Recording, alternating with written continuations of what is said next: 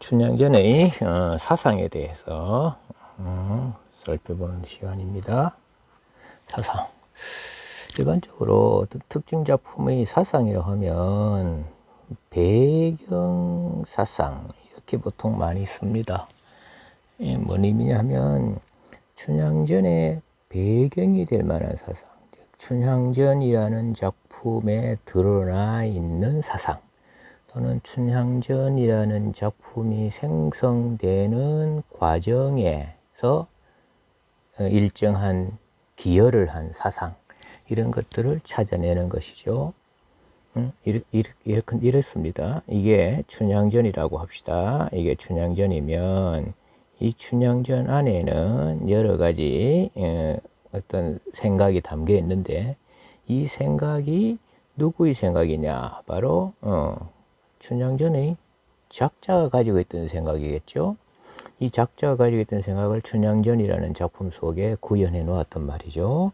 그러면 이 춘향전의 작자는 어떻습니까? 춘향전은 적축문학이잖아요. 작자가 미상입니다. 누군지를 모른다는 것이라기보다는 여러 사람이라는 겁니다. 그러면 그들 모두의 생각이 춘향전의 바탕에, 춘향전의 작품을 이루어가는 바탕이 되었다고도 할 수 있겠죠.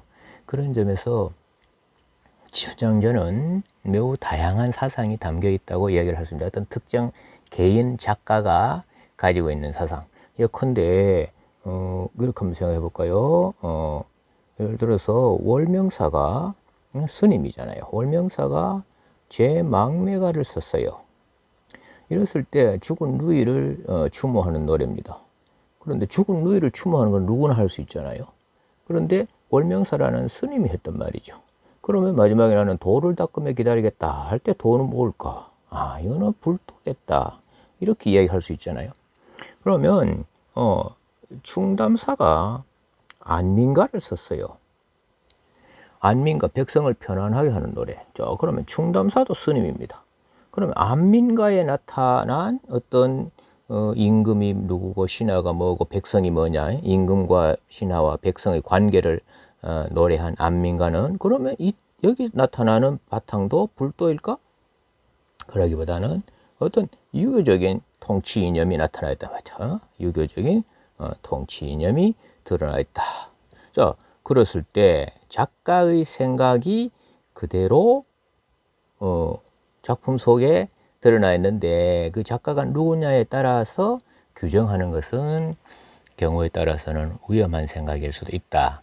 특히나 작자가 여럿인 적축문학인 춘향전의 경우에는 더욱 그럴 수 있다. 그렇지만 우리가 춘향전이 형성되어 가는 과정을 우리가 점검할 수는 없으니까 완성된 춘향전에 담겨 있는 것은 우리가 찾아볼 수도 있겠죠. 예컨대 춘향이 수절을 한다. 그러면 그 수절하는 게 불교 윤리에 바탕을 한 것은 아니지 않습니까? 그래서 근데 유교 윤리라는 것을 우리가 떠올려 볼 수 있고, 춘향이가 탄생할 때 무슨 신선이 등장하고 선녀가 등장한다면, 그거는 유교에서 나타나는 것도 아니고 불교에 나타나는 것도 아니니까 도교적이겠구나. 자, 자유연애 사상이 담겨 있어요. 자유연애주의. 춘향과 이도령은 자유롭게 연애를 했습니다. 누구의 허락을 받았다. 물론 춘향이가 월매의 허락을 받는 장면이 나옵니다만은 둘이가 만나고 사랑을 완성되어 가는 과정에 말하자면 이몽룡 같은 경우에는 절대로 사전에 허락을 받을 수 있는 관계가 아니었지 않습니까? 그럼 우리가 자유연애 사상이라고 한다면 그 자유연애주의라고 하는 것이 조선조의 일반적인 것은 아니었잖아요. 그러면 그것은 춘향전에 구현되어 있는 아주 독특한 것이라고 볼 수가 있죠. 그럴 때 우리는 춘향전의 사상이라고 이야기할 수 있을 겁니다.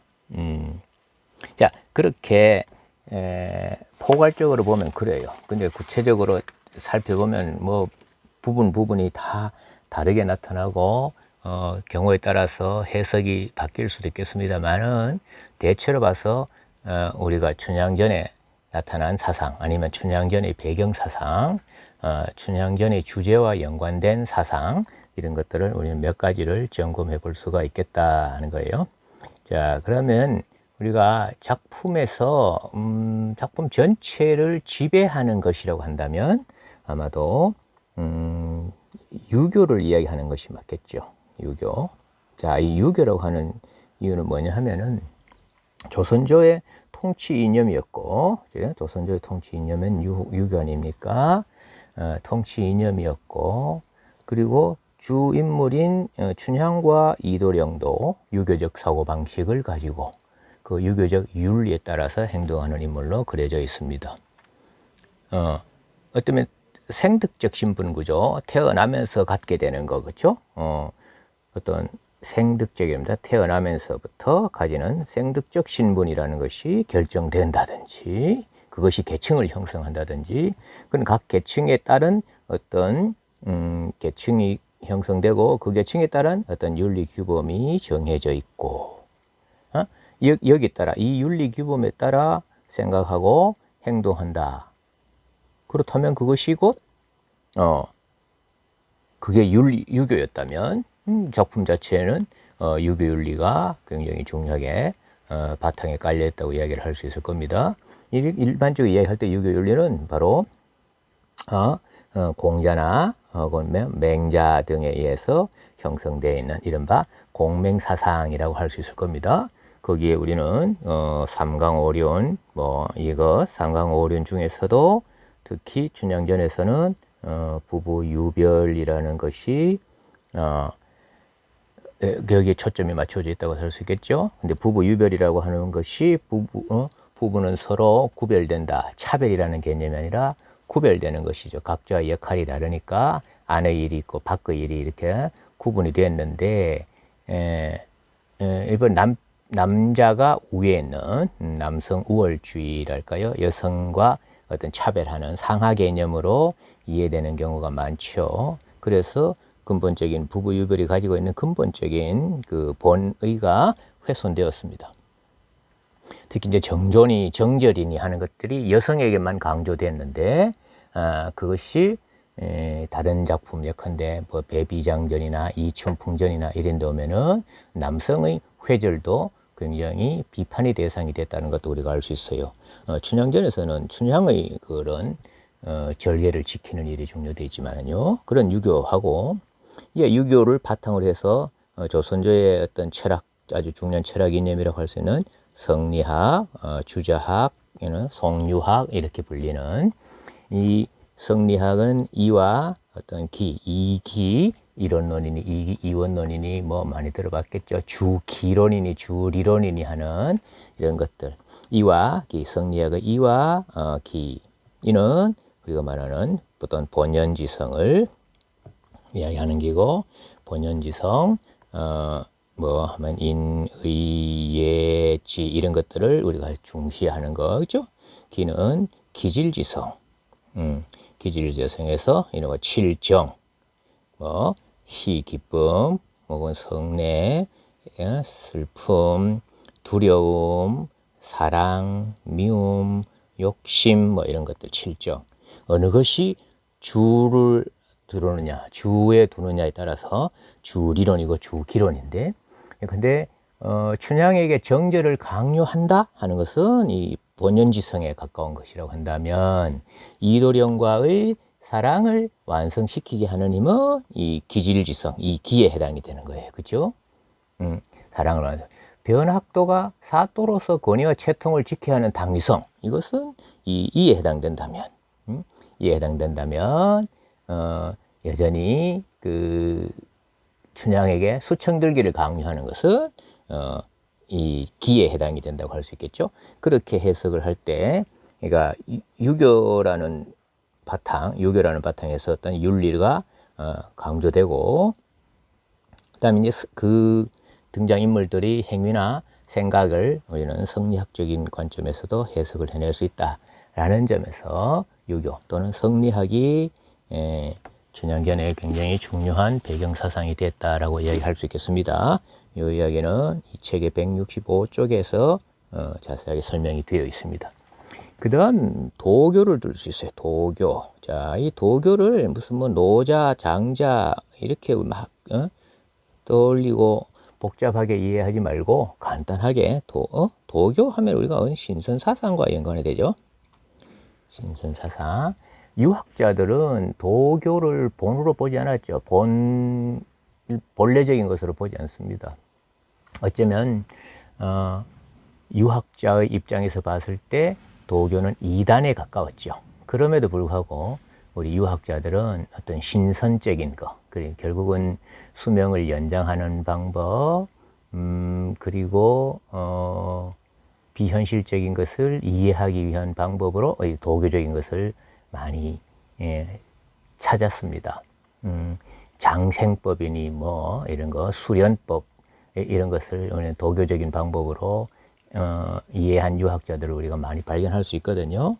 근데 이 도교에서는 그냥 도교는 춘향전에서 이 도교는 그냥 신선 사상. 그래서 신선이 실제로 나타날 수 없으니까 주로 도교는 꿈을 통해서 나타납니다. 꿈 중에서도 어떤 꿈, 태몽이라든지 혹은 앞으로 일어날 일을 미리 얘기하는 예기몽, 예지몽이라고 하죠. 미리 알려주는 예지몽, 태몽이나 예지몽 등의 형식으로 나타납니다. 그래서 태몽에 용이 등장한다든지 혹은 선녀가 나타난다든지 이런 식으로 춘향의 어머니 월매가 이도령을 받아들이는 결정적인 근거는 그 꿈속에서 청룡을 봤다 그랬잖아요. 청룡을 봤기 때문에 그랬고, 산신령 같은, 그죠? 산신령 같은 것도 역시 도교적인 인물입니다. 그래서 산신령이 결국 그 지시해서 춘향이가 태어난다든지 뭐 이런 거, 그렇죠? 이런 정도로 도교가 나타나니까 이것은 그냥 어떤 소재적 측면에서 의미를 지니는다고 할 수 있겠네요. 도교 사상 131쪽에서 다루고 있습니다. 자, 그다음 그런 우리가 전통적인 사상이라고 할 수 있는 것은 그렇고, 어떤 이 사상이라는 것이 어떤 시대적 상황과 매우 연관이 있겠죠. 이 작품이 조선조 후기, 조선 후기라고 하면 일반적으로 500년 중에 앞 200년, 뒤에 300년 이래서 임진왜란을 기준으로 합니다. 임진왜란 1592년에 일어난 임진왜란이죠. 조선 건국 1392년이고 1592년에 임진왜란이 일어나는데, 이 임진왜란을 기점으로 해서 그 후기에는 사실상 임진왜란을 겪으면서 어떤 지배계층과 피지배계층 사이에 많은 어떤 사고방식의 전환이 나타납니다. 즉 피지배계층이 서민이 봤을 때 오로지 이 지배계층들, 양반 사대부들 때문에 자기들이 고생을 했지 않습니까? 고난을 겪었지 않습니까? 그래서 그런 것에 대해 지배계층에 대한 불신이 삭트기 시작하고, 그러다 보니 믿을 것은 오로지 자기 자신, 그렇죠? 그래서 우리 왜 박일로의 누황사에 보면은 박일로 가사 누황사에 보면은 임난에 전쟁에 참여했다가 집에 와봤더니 아주 수염이 긴 늙은 종이 노주분을 잊었다. 그래서 봄이 왔는데도 나한테 봄이 왔다고 이야기하지 않더라. 종과 주인의 분수를 잊었다. 이런 현상들이 나타나는 거죠. 자, 이런 현상이 나타난다. 이렇게 이해하기 시작하지, 서민이. 그래서 우리가 흔히 서민의식의 성장, 이런 말을 씁니다. 그죠? 서민의식의 성장. 그래서 나타나는 건 뭐겠어요? 지배계층에 대한 반발. 그러나 현실적으로 뒤집기는 어려우니까 풍자하는 선에서 머물 수밖에 없는 그런 거죠. 그러면서 이 서민의식 성장하면서 저절로 어떤 일이 나타납니까? 어떤 봉건적 관료제, 봉건주의가 해체되기 시작한다는 거죠. 그래서 또 18세기 실학의 시대에 들면은 그것이 거의 뚜렷하게 드러나니까 근대 기점을 그 시대로 잡기도 하지 않습니까? 이런 데서부터 나타나는 게 뭐냐 하면 바로 사회는 개혁해야 한다라는 생각, 그렇죠? 사회는 개혁해야 한다는 그런 사회 개혁 사상 같은 것으로 우리가 치러볼 수 있습니다. 사회 개혁 사상. 그런데 이제 그 한계가 뭐였습니까? 한계가 그 양반 중심의 사회를 뒤집어서 서민 중심의 사회로 나아가는 방향이 아니고 오히려 기존 체제, 기존 시스템을 공고히 하는 방식으로 현실 문제를 해결하도록 춘향전이 짜여 있는 셈이죠. 비록 기생이 그 기생이라는 현민 신분에서 신분 상승이 가능하긴 했지만 신분 상승한다는 것은 결국은 뭔가요? 원래의 높은 계층에 소속되는 것으로 나아가서니까 사회개혁 사상이 일정한 한계를 지니게 된다는 겁니다. 자, 그리고 이런 서민이 중심이 될 수 있다는 게 뭡니까? 바로 휴머니즘이죠. 인본주의. 누구나 동일하다. 누구나 동일하다. 그게 바로 우리가 말하는 휴머니즘, 인본주의가 됩니다. 우리 휴머니즘, 인본주의에 대해서는 264쪽에서 이야기하고 있습니다. 어떤 얘기냐면 세계와 인간의 관계에서 인간을 우위에 두고자 하는 것이 인본주의는 기본적으로. 그럼 인간이 우위에 둔다는 이야기는 신이나 이념이 인간을 규정할 수 없다는 것이고 인간이 스스로를 긍정하는 것이라고 할 수 있죠. 그래서 보편적인 것은 어떤 것인지 새롭게 정립하려면 개인뿐만 아니라 인류 전체가 자유와 평등, 존엄과 사랑을 누릴 수 있어야 한다. 이런 것이 인본주의입니다. 이런 사상이 춘향전의 바탕에 깔려 있고 그것이 곧 어떤 사회를 유지하는 이념의 지배에서 벗어나 개인의 의사가 존중받는 모습, 이것을 그리는 거죠. 말하자면 그런 것을 이몽룡이 춘향을 받아들임으로써 너와 내가 다르지 않다. 그렇죠? 누구나가 자유와 평등을 얻으려고 하는 그런 모습을 보여준다라는 의미에서 휴머니즘이라고 이야기하면 되겠습니다. 이런 것들이 아까 이야기했던 실학적인 어떤 사상적 바탕에 따라서 점점점 민중에게 침륜해 들어왔을 가능성이 있다고 할 수 있겠네요. 여기 이제 이런 것을 바탕으로 하는 데에서 뭐가 되는 거야? 이른바 자유연애주의라는 것들도 나오고 있습니다. 자유연애주의. 자유연애주의라는 말은 사전에 나옵니다. 그대로 어떤 사회적 전통이나 관습에 매이지 아니하고 자유를 하는 연애를 지향하는 태도나 사고방식 이런 식으로 분리되어 있어요. 그러니까 이것도 결국 자유연애주의라는 것도 결국은 어떤 서민들이 의식이 성장하게 되면서 나타나는 어떤 휴머니즘 그리고 거기에부터 등장하는 자유연애주의 이런 것들이 나타난다고 이야기를 할 수 있겠네요. 자유연애주의는 사실은 20세기 들어서 이광수의 무정 1919년인가요? 이광수의 무정에서 자유연애주의가 나타난다. 뭐 이런 정도로 이야기를 했죠. 1920년대, 30년대 소설에서도 이른바 자유연애가 쉽사리 이야기될 수 없었고 그렇지만은 그것이 그보다는 적어도 200년 앞에 춘향전에서 그런 주제를 다루었다는 점에서 굉장히 어떤 선구적인 사상적인 의미, 사상사적 의미를 지닌다고 할 수 있겠습니다.